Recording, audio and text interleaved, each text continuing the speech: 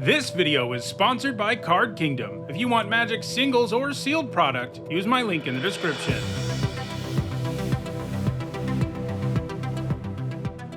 Hi everyone, I'm Nitsa Hone, and it's Saturday. That means it's time for Nitsa Notes, my weekly vlog series about limited Magic. We are talking about Edge of Eternities Limited, and in particular this week, I'm going to be taking a look back at my set review and talking about cards that I was wrong about. I do think this is a set where I did a pretty good job on the really broad strokes, generally the mechanics that I thought would be pretty good. Warp, spacecraft, and lander tokens have been pretty good. And the two mechanics I was a little bit iffy on, which are Void and the you get value when your creatures are tapped thing, haven't really panned out in a big way. That's not to say no Void cards are good. It's just the ones that are good really already have to be solid cards. The rest just aren't very good, which is more or less what I saw in the set review. I also did a pretty good job on best commons and uncommons and on the biggest bombs in the set. Generally, if I thought a card was really good, it is. And if I thought it was really bad, it is. However, there are some individual misses. Some of them are pretty big. I'm not going to get absolutely everything right in a set. One never can.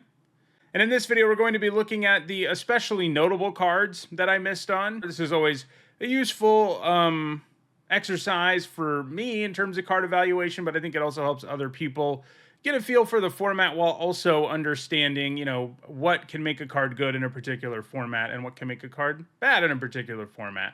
As usual, as I'm talking about these cards, I'm going to use 17 Lands data. You can go to 17lands.com, sign up to have your data tracked. It has the data of, hundreds of thousands of drafts. And it's the kind of thing that can help you understand what's going on in a format more broadly than your own individual experience, which is hard to ever be anything other than anecdotal, especially if you only draft a set a handful of times. So it's nice to be able to look at data for players and how things are going for them with certain cards across many more games.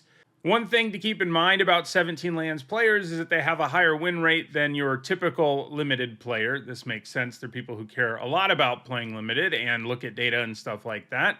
And so the average win rate for 17 Lands players in this format is 54.8%, where obviously it would be 50% for all Magic players because Magic is a zero-sum game. So as we're looking at win rates and stuff from this set, keep in mind that cards are good really based on whether they're above or below that average win rate overall. All right, so let's go ahead and start with what I think is the biggest miss, and it's not only because the letter grades are so far apart where it actually is, but also because after playing the set a little bit, I still thought it was pretty good. And this is a good example of, not having enough experience with a card as an individual to really judge a card. And the card I'm talking about is Atmospheric Greenhouse. So I gave this a B, and I thought it was green's best uncommon. I also defended it here a couple of weeks ago, compared it to the Loxodon with Convoke. And, it does have a really high ceiling. It comes into play, puts a counter on everything, and turns into a creature. And for me, at that point in the format especially, pretty much every time I'd played it, I had added a big stuff to the board, and then also turned it into a creature right away, and it felt really great. And it still felt like a B to me at that point. However, it has a win rate of 50.5%, and that's really bad. As I mentioned, the win rate is 54.8% for players overall. So a win rate of 50.5% is really bad. In Magic is a game of variance, and it's hard for cards to be wildly above or below when the rest of your deck is what it is, and you win and lose games, based on mana screw. All kinds of things like that happen in a game of variance. But being 4 full percentage points more than that below the average win rate is really bad, and we've seen that in other limited formats too. And I think this card is more like a D-. So I think this is the biggest miss of the cards we're going to see on this list. At least it's tied for it. Especially, again, because even after I'd played with it some, not just from the set review, I still thought it was pretty good. And it can be. I mean, I've definitely had games where it feels really good. But the problem with this card overall, I think, is that unlike the other vehicles, or spacecraft rather, in the set, the best ones are the ones that are good even when you may not have a lot going on your board, right? and they do something right away. You know, cards like Fell Graveship that give you value right away, and it's not really dependent on you having something on the board to get going. And then later in the game, when you can turn it into a creature, it feels pretty good, and you get that card up front. The problem with the greenhouse is that it's only good when you do have a board. And if you don't, which does happen, like there's really good removal in this set, if you have 1 or 2 creatures in play and you play this, it doesn't feel remotely worth it most of the time because you don't get a card of value in that case. Basically, like the spacecraft that are the best are the ones that give you a card of value immediately, and then later in the game you can get them going. Or if you draw them late, you may be able to get them going right away, but that's what makes them good at any stage of the game. Unlike the greenhouse, which needs you to have a board, a reasonably significant one, like you probably need 3 creatures in play for this to feel great, and it just doesn't line up all that well. It doesn't help that the format doesn't have a massive number of ways to go wide to begin with, especially outside of white. So, you know, it ends up just not being very good. It doesn't always add to the board. It's a card that does feel really good if you're already ahead, especially, but if you're at parity or you're behind, there are lots of situations where it just isn't good, and it ends up being a D-, and certainly not even in the conversation for best green uncommon. But there is another card, you know, this is a miss, and obviously I was wrong about what the best uncommon is, and the card that is green's best uncommon is a card that I missed on too, obviously enough, and that is Glacier Godmaw. So this isn't one where I whiffed super hard, where it went from being a card I thought was like quite good to barely playable. It goes from being a card that I thought was pretty good to a card that is great, because I gave it a C+ in the set review. It has a win rate, though, of 60.3%, which is at least a B+. Like, I would entertain a conversation for A-. And I did talk about this card, too, in the video about, like, my early tips about the format. And, yeah, I mean, it's continued to be really, really good for everyone who plays it. So why was I kind of low on this? Well, generally because a 7-mana card isn't going to have, like, the highest win rate ever, because it ends up being stuck in your hand a lot in most formats. It's not a card most decks can play in most formats, even in that particular color, even if it's green. And, like, I saw the ceiling here, and I knew it would be really good, and I saw it as a really good finisher for green decks that could ramp, but the thing is, pretty much all of them can, because there are landers everywhere. It's really also, you know, something else I underestimated about Glacier Godmaw is it's a lot easier to trigger it the turn it comes down. And when you do that, it's like a back-breaking play. Like, you know, I've compared it to Greater Hoof Behemoth. It kind of feels like that. And it's funny because it's so similar to Atmospheric Greenhouse in a lot of ways. But the big difference, even though it costs 2 mana more, is it does add to the board even all on its own. It can buff itself.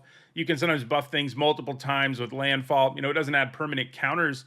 But these two cards are pretty similar, and it's interesting that one of them is the best uncommon in the set, and one of them looked like it might be a really good uncommon and just isn't. But it ends up being way easier to trigger it. Like the turn you play it, you get a land in play. You know, you can set stuff up with landers to make that happen reasonably often, especially because it gives you one. So it ends up really being a play that ends lots of games in this format. It's one of the best uncommons in the set, and it's very, very powerful. And definitely green's best uncommon, not Atmospheric Greenhouse, which it turns out is not especially good at all.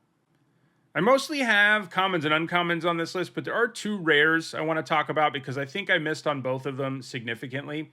So let's look at 0 Point Ballot. So I thought this card was going to be a bomb. It was on my biggest bombs list. It was at number 9, so, you know, it wasn't quite there. I did note that I had some uncertainty about the card, and if there was one card I was going to be wrong about in the video, you know, some people in the comments said they thought I was probably wrong about it and that it was actually terrible. And I was like, if there's one card I'm wrong about in this video, it's probably this one, because it is complicated enough, and board sweepers just never play super well in limited for the most part.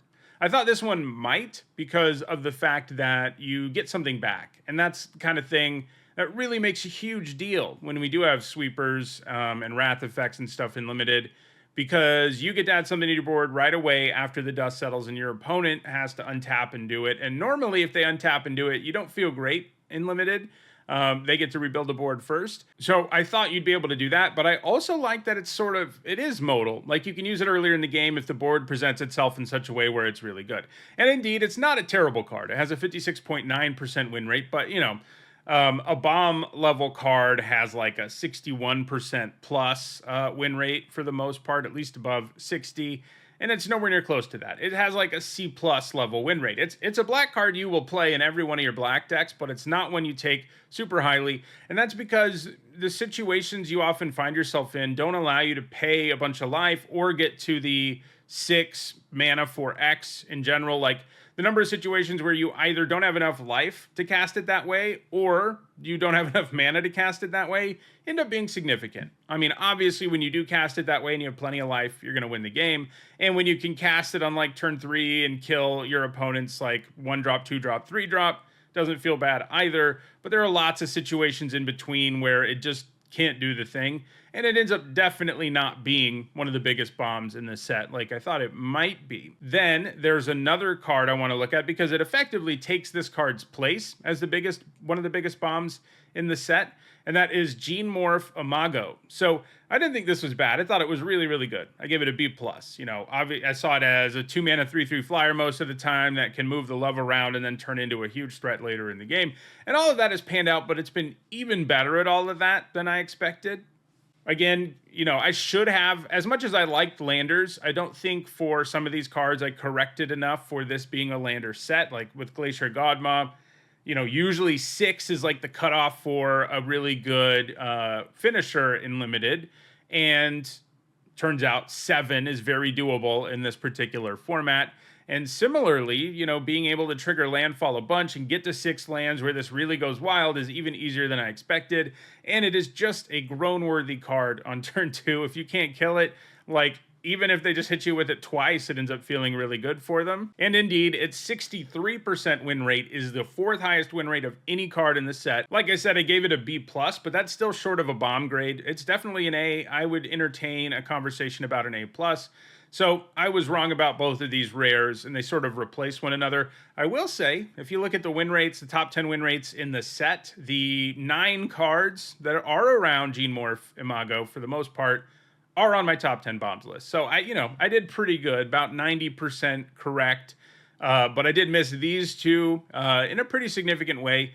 I thought the Ballad would be a bomb. It's not. I thought the Imago would be a really good card, but not a bomb. But it turns out you can trigger it right away, get value out of it right away all the time, and it becomes completely insane in the late game. So it's an amazing card that you really don't spend very much mana on, which further improves just how good it can be. All right, let's take a look now at Debris Field Crusher. So this is another spacecraft I was wrong about. I thought it had problems. It's a 5-mana lightning bolt. That doesn't exactly sound exciting. And I was super disappointed in the creature you actually get after you do all the work. But I still thought this enters trigger would carry enough weight where it could come down and kill something, that it would be a quality card. I gave it a C+, which means a pretty good card. One that is generally going to make the cut into your red decks when you have it, but you don't go after super highly necessarily. But it has a 52.2% win rate, which, I think at best translates to like a D+. I mean, red overall is one of the weaker colors in the set, and that's one of the flaws with data, right? Is part of what makes this card bad might be that there are a bunch of red cards in the set that can't really pull its win rate up. So it's probably a slightly better win rate than it looks for cards in other colors in this set. So, I mean, maybe it's a D+. It's not a terrible card. You'll play it in an emergency is basically what that means. Because it is Lightning Bolt. It does cost 5 times the mana, but it's Lightning Bolt and you kind of get a body. But it turns out that body is way more underwhelming, even than I already expected. And the Lightning Bolt just doesn't carry enough weight. Like, by the time you play this on 5, if you've played with this card, you've experienced it where you're like, okay, I can play this, but there are like 2 things I can't kill with this that I really need to kill. And so, it turns out being 5 times more expensive than Lightning Bolt does weigh a card down, even when it has the added upside of, actually adding something to the board. It just doesn't feel like a 2-for-1 most of the time because the spacecraft, even once you do get it going, which takes work to begin with, doesn't really feel worth a card. You know, it's just that body's not impressive. The expensive fire breathing's not impressive. It's just not a very good card in this limited format, and probably overrated it for just about any limited format there is. I do wonder if red had a more pronounced artifact theme than it does, if it would bump up a little. It probably would, but red's not hugely into artifacts in general, so it ends up just not being a card that you end up playing very often. All right, now let's look at two cards that I think are emblematic of something in this format, and those are Dark Endurance and Full Bore. I didn't think any of these would be great, but I thought they'd be quality tricks you'd play in decks of their color. I give them both a C. You know, maybe you don't play them in every deck, but if you're like in an aggro deck in these colors, I figured you'd play these. Generally, we see when tricks are relatively cheap and are flexible, like the whole get indestructibility as well can usually mean that a card can blank some removal spells and stuff like that in addition to everything else.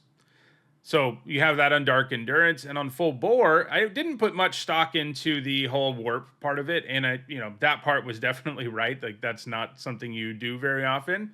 But I did think it was upside on a trick that was already okay, because it had the ability for you to pay one and win most combats, while also having some upside against like damage-based removal and stuff like that. Both of these in a lot of formats would be solid tricks. There's no doubt about it. We've seen cards almost like these before with win rates like 1% higher than the average win rate in the format. But most of the tricks in this format aren't good. And it's like our second format where that's kind of the case. The one that is good is the green one, Biosynth, whatever. Like that one I did get right. I thought it was better than these. I gave it a C+ in the set review. That's pretty much where it stands. But these two I was wildly wrong about. I think they're both just Fs. They are 2 letter grades below where I thought they would be. And the problem is that there is too much really good interaction in the format for these tricks to be great or, even relatively playable, I think. And they just don't really do enough to make up for the fact that there is so much interaction and stuff that they can't stop. Like, the big difference between these two and like Biosynthetic Burst, there are several. One of them, it just does a lot more. It leaves a permanent buff, even if it is a smaller one. Getting a permanent counter is a big deal. And in this set, it even has some extra value. But adding Trample in addition to Indestructibility is also a big deal, because it makes this a trick that can not only like buff your creature, but also do lethal out of nowhere, at least do a bunch of damage to the opponent before they ever have a chance to deal with it.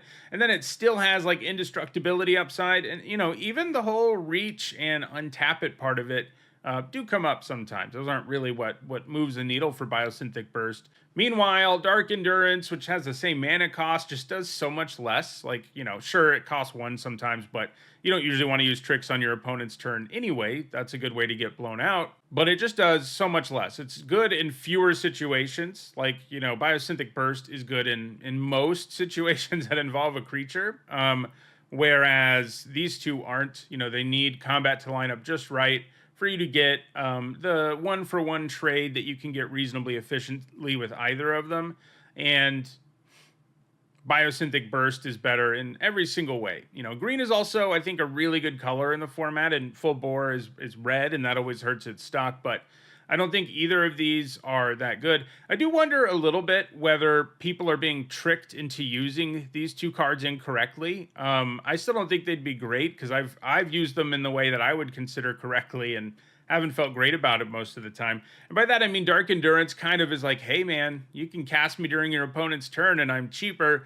And if you're doing that regularly, you should really only do that in an emergency or if your opponent's tapped out for some reason. And with Full Bore, I worry people are like warping things into play using Full Bore. And most of the time when you do that, it's like you're lava axing your opponent, which generally isn't good in limited. You go down a card for damage alone.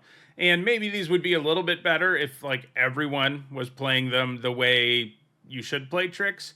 But 17 lands players are pretty good, pretty experienced. I think most of them know that, and they both end up being pretty big duds. This isn't really a trick format. It's funny, we've had a lot of trick formats, like in the relatively recent past, but the last two haven't really been those types of formats. All right, let's look at what I think is probably my biggest miss when it comes to commons, and that is Cryogen Relic. So I thought this would be solid. I gave it a C. but it's actually the highest win rate common in the set. It ends up being really, really good. I liked the value it had, but enters draw a card, leaves draw a card. I thought about the value you could get sacrificing it and stuff like that, especially with self-craft mechan. Like I mentioned that being a really good value play, for example. But I sort of felt like it was going to be a card that really didn't work in like every blue deck. And I got hung up, especially more so than I should have, on the fact that it only puts a stun counter on a tapped creature. And that is obviously worse than if it also tapped the creature, but it's still a good effect. And the baseline here is still like 4 mana paid in 2 installments, draw 2 cards.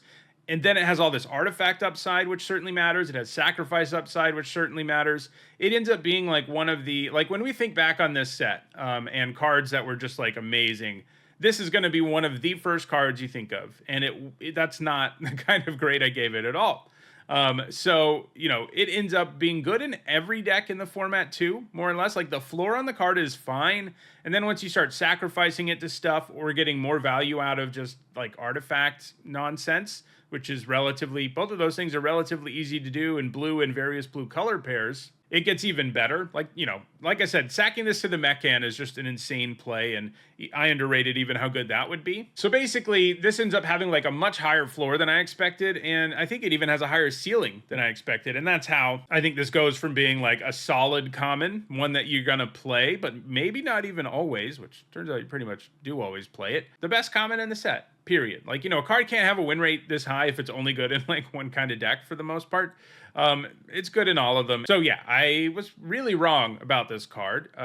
It's the best common in the set. It wasn't even in my top 3 blue commons. So I just underrated just how much value this could generate. And it's a card I love to play in the format.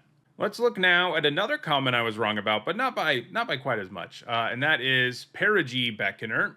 So this card was one of the first ones, like as I played this format, I was like, this is better than I thought it would be. It's a common. It makes sense that happened a lot. But it has really impressed me. It doesn't have an insane win rate. It has a 56.6% win rate.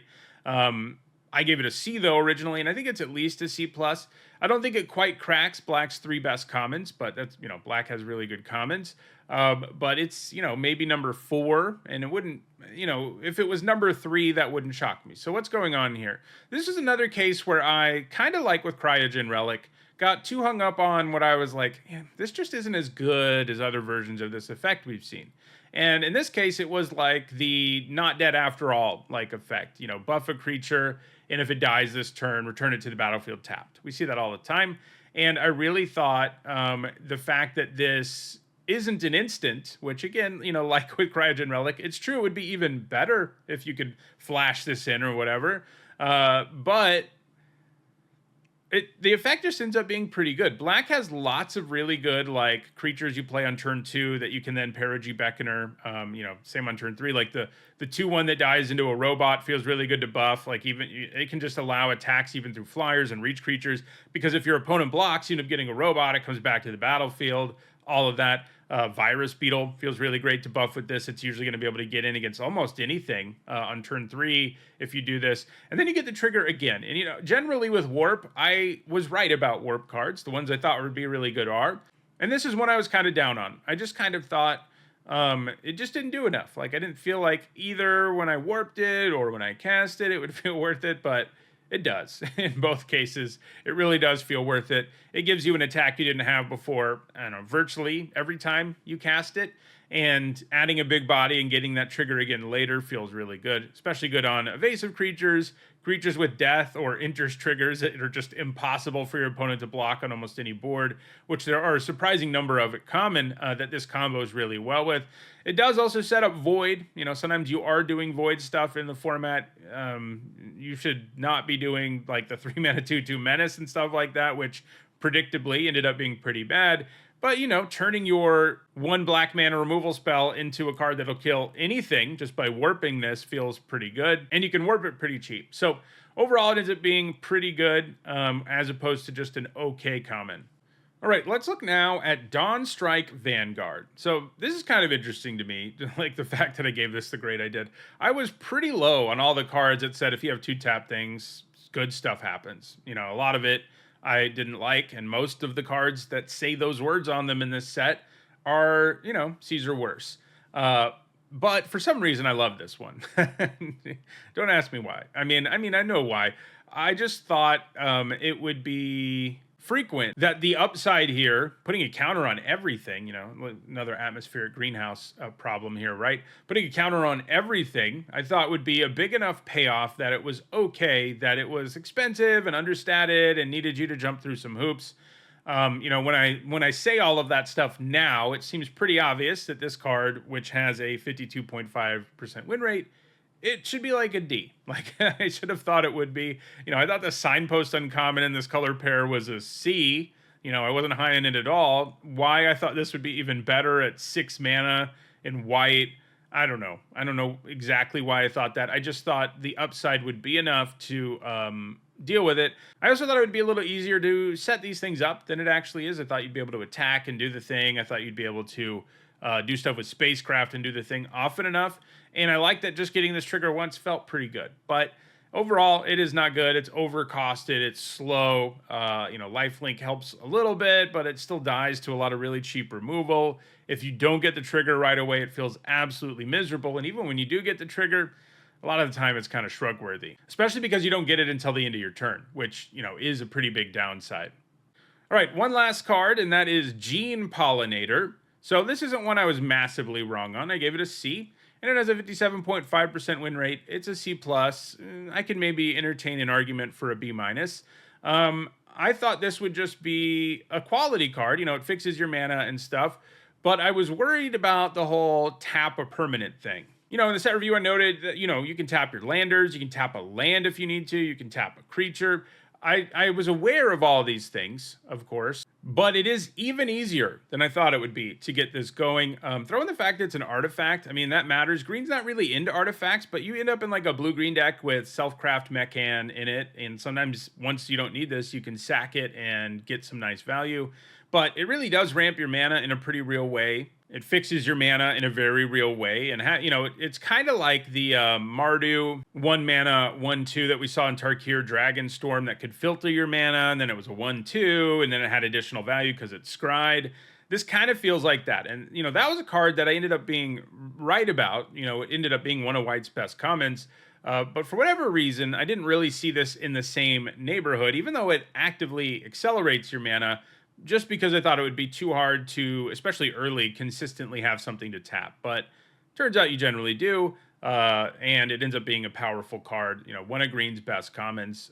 So it's more like a C+ and not a C. All right, so those are all the cards I wanted to talk about. The significant misses in the set, the ones that really matter because they're key cards in the format, or I was really, really wrong about them. Hope this video was helpful for you. If it was, like it, share it, subscribe to the channel. Trying to hit 100,000 subscribers this year, and I'm getting closer and closer. If you want to check out some videos of me drafting the format, those are up on the channel. If you want to see the set review, that's up on the channel. So you should see a playlist on your screen shortly. Thanks for watching.